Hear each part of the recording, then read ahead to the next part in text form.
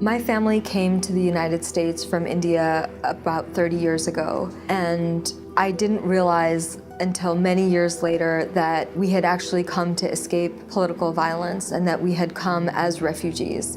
I was outraged that as a survivor, I didn't know about the violence that my family had suffered. I felt that it was really important for me to provide a voice to the people that were still left behind in that violence.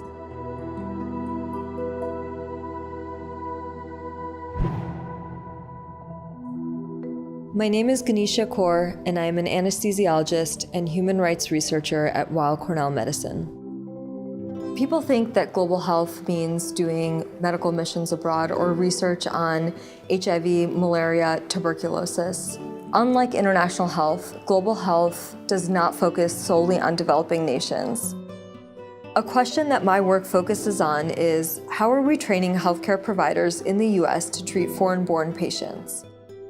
Physicians in the US will be required to deal with diseases that are crossing national boundaries. As the only dual-trained anesthesiologist and medical anthropologist in the country, I apply scientific methodology to places where it has not been employed before. We're posing a question to you and we're asking you to pick a side. The work that we do here is really different because we're teaching physicians how social, cultural, economic, environmental, and other external factors can influence health. We have created a rigorous curriculum using multimedia, interactive case-based simulations that take them through patient encounters. Tell me about the interactions that you had with the government that may have led to you seeking asylum in the United States. I was arrested during a protest. At the Weill Cornell Center for Human Rights, we work with refugees to medically document signs of trauma, which dramatically increases the chances that they will be granted asylum.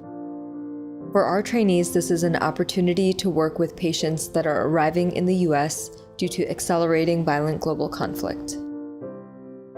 When people ask me why I've stayed in the Cornell system as an undergraduate, as a medical student, resident physician, and now as faculty, it's because of the support for innovative ideas and individuals. The leadership here sees somebody like me, an immigrant with refugee roots, who is dedicated to the idea of marrying medicine and human rights, and provides me with as much support and mentorship and space that I need to develop those ideas and trailblaze a new pathway.